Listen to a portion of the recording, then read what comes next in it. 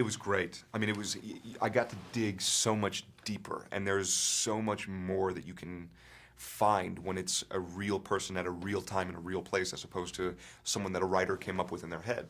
You know, both have their advantages because, you know, if it's not a real person, you can sort of fudge and create whatever sort of backstory you want for your character. But this was great because I got to go, okay, what was life like in 1902 when he was born? What was it like in 1927 when he got hired? What was it like in this year? What was going on in the time? And it gave me so much more stuff to dig through, which was a lot of fun.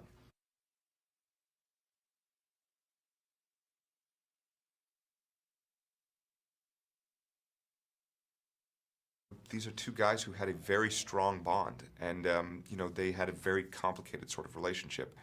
I think Clyde for J. Edgar was the guy who got through his sort of I am the director and treated him like a human being and didn't let him get away with anything and challenged him in a way that nobody else could, and that in a way sort of wanted J. Edgar to shove away Clyde, but at the same time he had to have him close.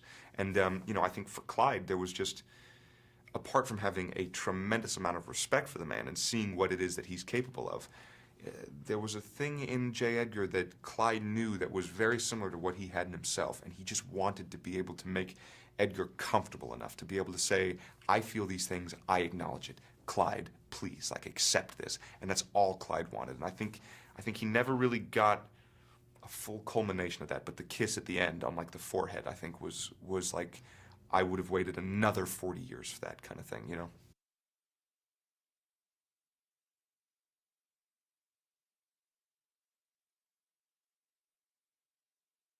It was great. It was amazing getting a chance to spend so much time with a guy who's so respected and so good at what he does. You know, watching him go through his process on set was like, ooh, that's good. I'm gonna steal that for sure. You know, it's like he's a pro and he's been doing this a long time. And you know, I think it really helped for our relationship in the movie for me to have so much respect for him as an actor and to have so much, you know, respect for what he's done. I think that really played into sort of the Clyde and Tolson, or the Tolson Hoover relationship well.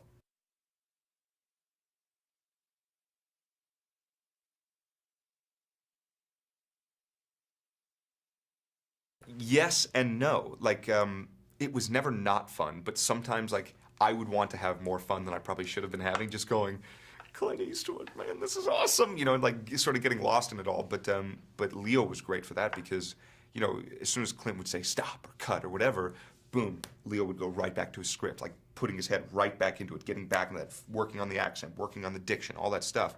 So then I'd, you know, be like shooting the breeze with like Bruce, the grip, who worked on Goonies. Like, tell me about that thing. Oh man, that's great. And then like look over at Leo and be like, oh right, yeah, yeah. Okay, sorry, I have to focus now, you know. So that was great.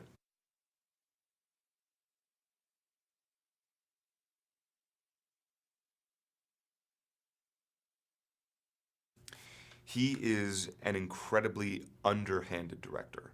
Uh, and it's not for like a lack of effort or anything like that. It's just because he's created a team of people that he trusts illicitly.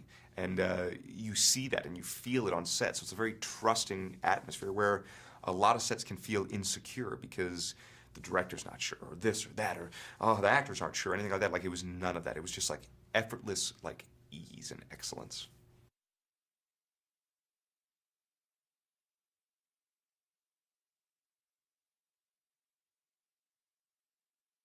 I mean, at first, like, there's definitely like a starstruck aspect. I've never been around an icon like that before, and you know, you're aware of it when you first start dealing with him. But then, you know, very quickly you're like, oh, he's just the boss. Like, what's up, boss? You know, it's like you fall into sort of his world, and it's great.